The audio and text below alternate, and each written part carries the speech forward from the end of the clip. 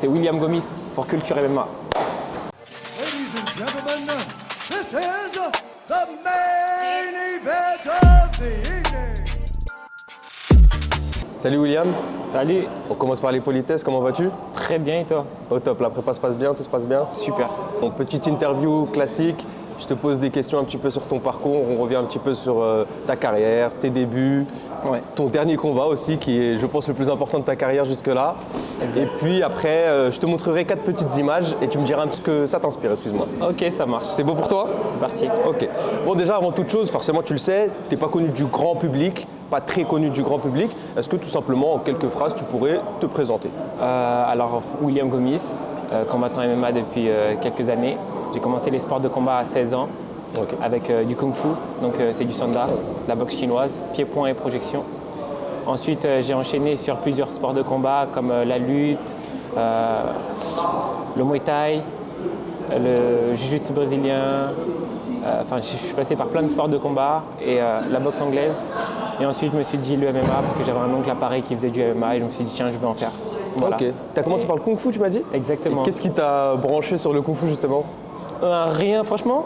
Un ami qui m'amène un jour dans sa salle. Ok. Et il s'avère que dès le premier entraînement, je me débrouillais super bien. Bon, en dehors de ça, déjà, j'aimais bien la bagarre. Donc, non, j'étais fait pour. Et c'est le premier sport que tu as pratiqué? Premier sport de combat. Ah ok, avant ça tu Ouais, faisais avant d'autres... ça, j'ai fait du foot, de l'athlétisme. Enfin, j'ai fait pas mal de sport avant ça. Ok, ça marche. Est-ce que tu peux nous parler un petit peu de ton enfance? T'es né où? T'as grandi où? Alors, mon enfance, je suis né en Normandie, donc au Havre. Voilà, donc j'ai grandi au Havre, ensuite à Bolbec aussi, dans un petit quartier. Ensuite, j'ai bougé pas mal, j'ai pas mal déménagé. L'enfance assez agitée. Ok, ça marche. Et ta scolarité, tu l'as faite au Havre ou un peu entre les deux? Je l'ai fait aussi à Paris, j'étais dans le 92, j'ai fait aussi au Havre, un peu à Évreux, enfin j'ai pas mal bougé. J'ai pas mal bougé. Ok, ça marche. Et oui, donc tu nous disais ton premier amour dans les sports, et j'ai cru comprendre ça aussi en regardant quelques petites interviews de toi. Ton premier amour dans le sport, c'est l'athlétisme, c'est ça? Exactement. Et qu'est-ce que tu faisais exactement dans... Je faisais du décathlon. Ok. Donc, je faisais du décathlon, c'était les 10 épreuves, j'aimais ça. J'aimais toucher à tout. Après, ce que j'aimais beaucoup, c'était le sprint. J'aimais beaucoup Usain Bolt à l'époque. Ah ouais, ok. Ouais. Toi, t'as regardé 2008. Exactement, sa façon de faire avec facilité et de montrer que tout est possible. Et c'est ça qui m'a branché. Et ça va, tu te débrouillais? Ouais, j'étais pas mal. J'étais dans l'équipe régionale. Non, j'étais vraiment pas mal. 100 mètres, combien de temps? Je me rappelle plus, mais non, assez bon niveau, ouais. J'étais jeune. Et pourquoi ne pas avoir tout simplement continué dans l'athlétisme? J'ai été blessé et il s'avère que j'arrivais plus à courir comme il fallait. Ok. Et du coup, dans ce laps de temps, j'ai un ami qui m'a amené. Dans ce laps de temps, il y a un ami qui m'a amené dans sa salle de kung-fu et franchement, j'ai kiffé tout de suite. Donc oui, t'as mis de côté l'athlétisme. Ouais, je me suis dit, je suis fait pour la bagarre en vrai. Mais du coup, t'es arrivé en sport de combat avec déjà un cardio de marathonien, quoi. Ouais, on parlait souvent de mon cardio et de mon jeu de jambes quand je suis arrivé. Donc, Ok, ah bah oui, bah forcément, l'athlétisme, t'avais Exactement. déjà les jambes bien la vives. mobilité. Du coup, t'as commencé le MMA, on va revenir là-dessus, t'as commencé le MMA à quel âge et où? J'ai commencé le MMA à quel âge et où?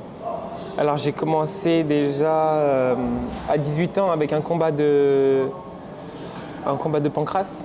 Ok. Je faisais pas encore de MMA. Ensuite j'ai commencé vraiment le MMA, je pense vers 19 ans. Quand j'ai décidé de prendre mon sac, à la fin de mes 18 ans, ouais, j'ai pris mon sac et je suis parti du Havre. J'ai décidé d'aller à Paris et de commencer le MMA directement. Et t'as commencé à t'entraîner où au début? J'ai commencé à la Snake Team, À la Snake Team, ok. en fait avec mon oncle Grégory Baben, parce qu'il y était à ce moment-là. Ok. Et voilà. Et ensuite? Ensuite, j'ai continué ma carrière comme il fallait. Et Je suis aujourd'hui? passé par plusieurs clubs et aujourd'hui je suis à la MMA Factory. Ok, ça marche, ça marche. Et du coup, en parlant du Factory, est-ce que tu peux nous parler un petit peu de la connexion? Comment s'est faite la connexion avec le Factory? Qu'est-ce qu'ils t'ont dit en fait pour t'attirer vers eux? Ils m'ont rien dit de spécial. C'est juste que c'était le moment pour moi de bouger. C'était le moment pour moi de bouger. Donc j'avais plusieurs projets comme partir aux États-Unis. Mais du coup, en fait, on avait tout ici. Donc on avait toutes les qualités qu'il y a là-bas, ici. Donc pourquoi aller plus loin, tu vois? Donc pour toi, oui, il n'y a pas forcément de grande différence entre le MMA Factory et de grandes salles aux Non, je États-Unis? suis déjà parti m'entraîner aux États-Unis dans des grandes salles et franchement, j'ai pas vu une grosse différence. Après, c'est vrai que pour rebondir là-dessus, on sait que surtout en ce moment, il y a pas mal de critiques, notamment au niveau du sol en Ouais. France, et surtout le Factory qui est pointé du doigt par rapport aux dernières performances qu'on a pu voir des athlètes du Factory. Toi, à ce niveau-là, tu n'es pas forcément d'accord, j'imagine? Ouais, c'est vrai. Mais le truc qui est vrai aussi, c'est ces critiques, elles viennent d'où? Enfin, est-ce que c'est des gens qui sont venus à la salle? Ok. Est-ce qu'ils nous ont vu tourner? Est-ce qu'ils ont déjà tourné avec nous? Tu vois, donc les critiques, et quand on parle du sol, Ok, donc c'est pas j'aime forcément. pas trop ça. Ok, et pour revenir juste sur la petite connexion au Factory, c'est à quel moment justement que tu as mis le premier pas dans la salle et comment tu as. Enfin, j'imagine que tu as eu une relation avec. T'as eu une connexion avec Fernand, enfin, vous avez échangé un minimum avant de faire tes premiers pas concrètement au sein du Factory? Non, c'est mon oncle aussi qui m'a dirigé vers la Factory. Donc quand je suis arrivé ici, ça a été assez simple. En vrai, ça a été assez simple. On s'est vu avec Fernand, il m'a demandé mes objectifs, je lui ai dit, et puis let's go. Et puis c'est parti quoi. Rien de spécial, rien de bien fou quoi. Rien de spécial, Ok, juste ce qu'il fallait. ça marche. Du coup, rapidement et pas très longtemps après ta connexion avec le Factory, tu as eu un combat à Arès qui s'est bien passé pour toi, qui s'est bien soldé avec une victoire au troisième round par TKO. On pensait tous te voir encore à l'Arès. On pensait tous te voir même combattre à Yunai pour voir qui est le vrai Jaguar, comme tu voulais le dire. Le combat a été prévu pour septembre, le 2 septembre, et puis finalement on t'a vu le lendemain. Alors, t'as pas loupé la soirée du 2 septembre, mais tu as profité d'une soirée encore plus incroyable, Encore l'UFC. Est-ce que tu peux nous parler un petit peu de ce moment, même si la plupart des gens le connaissent, mais il reste encore des gens qui ne savent pas comment s'est fait ce coup de fil-là pour l'UFC Paris? Ce coup de fil, oui, donc du coup on préparait un combat ici à Arès. Et puis au final, l'UFC, en fait je sais pas exactement, je pense qu'il manquait une personne ou je sais pas ce qui s'est passé. Mais j'étais tout simplement tranquillement sur mon canapé et Fernand qui m'appelle et qui me dit écoute, tu vas pas combattre le 2 mais le 3. Je dis mais le 3 il se passe quoi? Arès ça change, on passe au 3. Et puis tout d'un coup je me dis mais tiens mais il y a l'UFC le 3, c'est quoi ce bordel tu vois? Et là j'ai pété les plombs, je me suis dit non c'est pas possible. En plus, on voit dans le film d'RMC, on voit un petit peu ta réaction sur le téléphone. Fernand, il a pris une capture d'écran de ta réaction? Ouais, il m'a eu. Mais franchement, j'étais pas prêt. J'étais pas prêt. Et tout simplement, physiquement, j'étais prêt, comme j'étais déjà en préparation. Je me suis dit, let's go, c'est parti. C'était mon objectif, c'est toujours mon objectif, tu vois. Et est-ce que justement, parce que ça a été un peu tard, tu me disais en off que c'était dans les 10 derniers jours, dans les 2 dernières semaines que tu as appris cette nouvelle-là, est-ce que toi-même, à titre personnel, tu as senti une différence au niveau mental dans le fait de se préparer pour un combat à Arès là où Ah oui, il y a une déjà combattu? différence. Il y a une grosse différence parce que même la préparation, ça n'aurait pas été la même. Pour te dire, j'étais pas. Bon, je prends tous mes adversaires au sérieux, mais je fais pas une préparation. Je fais pas la même préparation, on va dire, pour combattre l'adversaire que je devais combattre et un premier combat à l'UFC. Bien sûr. Tu vois, quand tu arrives à l'UFC, il faut performer. Donc voilà. Est-ce que tu peux nous parler aussi de l'après UFC Paris? Qu'est-ce qui a changé dans ta carrière et dans ta vie? Peut-être pas grand-chose, peut-être que si, au niveau sponsor, au niveau financier aussi peut-être? Bien sûr, forcément, il y a plus de personnes qui s'intéressent à nous. Les sponsors, bien sûr que c'est mieux. Donc oui, tu as de la reconnaissance. Après, je suis assez spécial. Je ne suis pas focus sur tout ce qui est extérieur. Je suis vraiment focus sur ma carrière, tu vois. Donc, pareil, quand on me parle des polémiques ou de ci ou de ça, en vrai, je calcule pas trop ce qu'il y a à l'extérieur. Je suis vraiment dans ma bulle et j'ai un objectif depuis que j'ai 16 ans et c'est toujours le même. Et je crois que ton objectif, je l'ai connu en regardant quelques interviews, mais est-ce que tu peux nous en faire part? C'est d'être champion de l'UFC, tout simplement. Tout simplement. Donc, il y en a qui l'ont fait, pourquoi on ne le ferait pas? Bien évidemment. Et surtout en ayant des objectifs, ça nous permet justement de potentiellement les atteindre avec la volonté. Exactement. Je pense que plus tu te persuades de pouvoir faire quelque chose, et plus tu en deviens capable. Ok, ça marche. Merci beaucoup William. Je vais te montrer maintenant 4 petites images en rapport avec ta vie ou ta carrière. Et puis je te laisse t'exprimer et me dire tout simplement ce que ça t'inspire. Ah, franchement, ça m'inspire trop bien. Trop bien parce qu'en fait c'est le combat qui m'a fait aimer le MMA. Ok. C'est le combat qui m'a fait le plus kiffer. Et je me suis dit tiens, je suis fait pour ça. Ouais, qui m'a fait le plus kiffer. Jusqu'ici aujourd'hui, c'est un des combats que j'ai le plus aimé. Et pourtant, c'est l'une de tes 2 défaites malgré tout. Oui, mais après c'était un beau combat. Ouais. Et en plus de ça, après c'est devenu mon frérot. Donc franchement, c'est devenu un bon souvenir. C'est bizarre, hein. C'est vraiment devenu un bon souvenir parce que c'est mon frérot maintenant. Et, Donc, et c'est à quel moment que dans ta tête, c'est à quel moment qu'on t'informe que tu vas combattre en professionnel, que c'est parti quoi? En fait, c'était dans la nuit. Ok. En fait, c'est mon meilleur pote qui m'a. En fait, c'était le week-end. Ouais. Donc, je sortais d'un combat de Sanda, justement. Et donc, je rentre chez moi et tout, je mange, je vais dormir et tout. Il est 2h du matin, j'ai mon pote qui m'appelle. Hey, il manque un adversaire demain et tout. Il y a une organisation dans Paris et tout ça. Et apparemment, l'adversaire, il est hyper fort, celui qui est là et tout. Bon, tu veux combattre? C'est quand? C'est à quelle heure? Bah, faut que tu partes tout de suite à Paris. J'ai dit ok, je me réveille à 6h du matin, à 2h, je me réveille à 6h du matin, je prends mon sac à dos, je prends le car jusqu'à Paris, j'appelle mon oncle sur la route. Ouais, bah écoute, il y a un combat à Paris. Il me dit quoi? Qu'est-ce que tu racontes là? Il appelle directement l'organisation, il essaie de s'arranger, il voulait pas trop parce qu'il se disait tiens, je suis même pas préparé, rien, tu vois. Ouais. Je suis même pas encore de MMA, tu vois. Et du coup, bah, je l'ai fait quand même, parce que je suis comme ça, quand il y a un truc, je le fais sur un coup de tête. Et c'était le kiff au final, c'était trop bien. Grave. Surtout face à un combattant qui aujourd'hui est peut-être le meilleur combattant français dans le circuit MMA pour une grande majorité de personnes, Saladin Parnasse. Et en plus, vous êtes après par la suite entraînés beaucoup ensemble, Beaucoup etc. ensemble. Non, après, c'est le destin, c'est comme ça.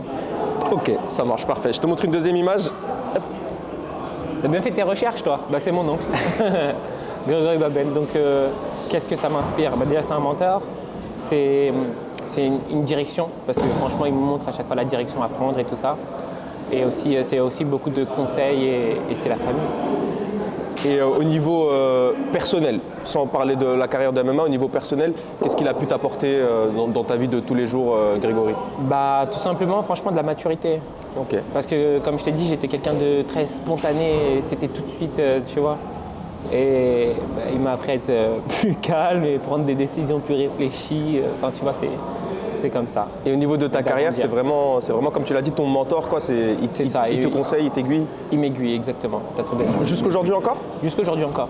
Ok. Tu vois, On l'a vu en plus dans conseil de quelque chose, bah, je l'appelle et puis il me dit ce qu'il en En pense. plus, j'ai l'impression que, pour le coup, ça paraît logique aussi, mais ça a l'air d'être la personne qui te connaît le mieux dans ta carrière et Bah, dans ma personnellement. carrière. Bah oui, forcément. Je regardais le film d'RMC et au moment où tu étais justement pris dans le triangle, mais on va y revenir après, au moment où tu étais pris dans le triangle, il se retourne tout de suite vers Fernand et il lui dit « Ah non, non, Will, il tape pas sur ça ». Pourtant, on voit dans le regard de Fernand qu'il a l'air paniqué, il a l'air un peu stressé. Oui, parce que forcément, quand on est pris dans un triangle et qu'on respire plus, la plupart auraient du abandonné, stress, tu vois. C'est normal, hein. Tu respires plus, forcément, tu abandonnes. Mais on va dire, je préfère mourir. Ouais, il te connaît jusqu'à ton état d'esprit même. Quoi. Exactement. Ok, parfait. Bon, on passe un bonjour à Grégory, hein, d'ailleurs. Et en plus, il combat, Il combat en mai. Exactement, en mai. Au Bellator. Et oui, au Bellator et il va faire du lourd encore. On a hâte. Tu seras présent, j'imagine. Bien sûr. Bien entendu. Ok, troisième image. Attention, petit moment émotion. C'est la madré. Alors, la maman. C'est celle qu'il faut rendre fière. Celle qu'il faut rendre fière, celle qui m'a toujours supporté. C'est celle qui se bat pour toi, tu vois. Alors, si je peux revenir sur cette phrase-là, celle qui t'a toujours supporté, ça oui, bien évidemment, comme une maman. Mais il me semble qu'au début, les sports de combat n'étaient pas trop pour. Ouais, quand je dis supporter, je parle dans la vie. Oui, oui. C'est-à-dire que t'as pas, ta mère, elle ne supporte pas que dans les sports de combat, Bien c'est sûr. dans toute ta vie. Donc, une jeune maman qui m'a eu à 16 ans et Ouais. elle s'est battue jusque là aujourd'hui et pourtant on est là et on est debout tous les deux, tu vois. Ouais, grave. Et justement, pour revenir à cette petite phase-là où elle voulait pas trop, comment tu as pu la convaincre justement que tu aimais ça, les sports de combat, et qu'il fallait que justement elle t'autorise en quelque sorte? On va dire que je suis parti un peu en cachette au départ. Ok. Et donc par la suite, elle a dû accepter. Tu Elle vois, a fini par accepter, Tu ouais. atteins un certain niveau, on va dans les journaux de la ville. Voilà, pour elle, c'était pas son truc de voir son fils combattre, Ouais. prendre des coups et Bien tout ça. sûr. Tu C'est vois logique. ce que je veux dire. C'est logique. C'est logique. Elle était présente à l'UFC Paris? À l'UFC Paris, elle est venue. En plus, on a vu, tu avais un vrai comité de soutien, même dans le film, on voit tous ouais. tes proches. Ah, il y avait Qui te franchement, soutenait. c'était incroyable. Ouais. Ça a dû te faire ça a dû te remplir d'émotions, j'imagine. Toujours. Toujours, la famille est là, c'est important. Du coup, dernière image, et pas la moindre, hop, Le triangle que j'ai pris à UFC Paris. le fameux triangle. Est-ce que tu peux nous parler un petit peu de ce moment-là et surtout le moment où tu t'en libères, justement? À ce moment-là, franchement, je me fais prendre. Ouais. Je me dis, non, c'est pas possible. Tu vois, je me roule à un moment donné, je tombe sur le côté Et je me dis, putain, c'est C'était mort. c'était bien verrouillé? C'était verrouillé, je respirais plus depuis. Ah ouais. Ouais, Ok. pendant plus de 45 secondes, je respirais plus. Et je me dis, c'est mort. Et tout d'un coup, j'ai un truc qui vient dans ma tête. Et je me dis, c'est mort, mais je m'en fous. Je préfère dormir, je préfère mourir, je préfère. Tu vois? Il y a tous les miens qui sont là, j'entends le public crier. Ah, c'est un truc de ouf, tu vois? Des frissons qui ont traversé mon corps. Et je me suis dit, tout simplement, c'est impossible, j'abandonnerai pas. Et alors, je ne sais pas pour toi, mais moi qui étais sur place au moment où tu es pris dans le triangle, il y a 5 secondes de silence, les 5 premières secondes de silence. Et après, une fois qu'on te voit essayer d'un petit peu t'en sortir, il y a un élan de tout le public. Ça fait un oh. Ouais, c'était dingue. Ah, j'entendais sors. Tout le monde criait sort. C'était dingue. Allez, oui, allez. Oh, il y a eu et au moment où tu es sorti, mais je pense que franchement, je pense que c'est dans les 3-4 moments les plus intenses au niveau des cris dans tout l'événement. Il y a eu l'entrée de Benoît Saint-Denis aussi, il y a eu le moment du finish de Cyril, mais le moment où toi tu sors du triangle, il y a eu une explosion dans l'arène. Tu l'as ressenti aussi? Je l'ai ressenti. C'était ouf. C'était dingue.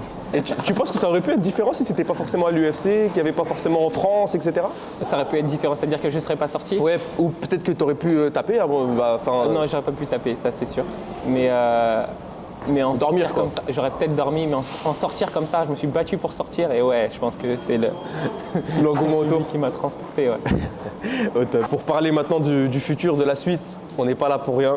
On est là parce que le 22 avril, tu as une échéance, ton deuxième combat à l'UFC, face à un vrai adversaire, un vrai costaud, Francis Marshall qui est en 7-0, 1-0 à l'UFC lui aussi, par finish. Et un gros potentiel, et même j'ai pu faire des petites recherches aux États-Unis, ça l'annonce comme un très gros crack de la catégorie, comme le futur de la catégorie. Qu'est-ce que tu en penses? Est-ce que tu le connaissais déjà avant d'avoir cet adversaire? Non, je ne le connaissais pas avant. Si c'est lui le futur crack de l'UFC, je pense qu'il se trompe. Ok. Je pense qu'il se trompe. Donc il a un bon niveau en lutte. C'est un bon adversaire. Je le prends très au sérieux. Mais je vais le détruire, c'est sûr. Je vais le détruire. Je te mens pas, j'ai trop faim. Et surtout que tu nous disais, forcément, tu n'as pas la même préparation que lors de ton premier combat. Là, c'est Rien à 100% UFC, 100% focus. Rien à voir. Je pense que le Will qu'on a pu voir avant, on ne le verra plus. Là, c'est vraiment un autre, encore plus fort. Et je vais le montrer tout simplement, tu vois. Je parle pas trop, on me voit pas trop parler sur les réseaux. Je vais tout simplement montrer ce que je sais faire et ça va être bien. Et tu nous as dit que le Will d'avant, on le verra plus, mais moi, le Will d'avant, il me plaisait déjà. Hein. Ah oui, mais tu verras un Will différent encore. Et qui me plaira encore plus, j'imagine. Exactement. Ok, bon, pour le coup, la hype, elle a pris un level au-dessus. En espérant que tu aies la victoire, bien entendu, sur Francis, pourquoi pas le finish, même si la victoire suffit amplement dans un premier temps. Quelle serait la suite pour toi? Qu'est-ce que tu imagines dans 1 an, 5 ans et 10 ans? Dans moins d'1 an, déjà, j'espère refaire un UFC à Paris. Ok. Dans 5 ans... Dans 5 ans et dans 10 ans, pourquoi dans 10 ans? Bah, pourquoi pas, pour voir un petit peu où est-ce que tu te vois dans 10 ans. au niveau de ta carrière. Ok, dans 5 ans déjà j'espère être champion de l'UFC. Ok. Dans 10 ans, je pense que je vais être sur une île, posé comme ça, en train de siroter un truc, en train de me dire « Ah putain, j'ai réussi ce que je voulais faire. Ok, ça va. » C'est Dieu qui donne, hein, mais on va tout faire pour. De quoi, toi, t'es pas du genre à te voir perdurer jusqu'à 40, 45 ans dans le Non, MMA? je ne veux pas perdurer jusqu'à 45 ans. Non. Donc je fais ma carrière, j'atteins mes rêves, mes objectifs et ciao. Ouais, t'es plutôt du genre à partir au top, quoi. Exactement. Ok, ça marche. Bah écoute, Will, on te souhaite tout le courage du monde, on te souhaite bonne chance. On espère que tu vas le tordre comme tu nous l'as promis. Et puis on se voit après l'événement et avant l'UFC Paris. Exact. Je crois qu'il y a des petites rumeurs Il y a des petites rumeurs. qui ressemblent à l'année dernière. Ça va arriver. Merci Will. Merci à toi.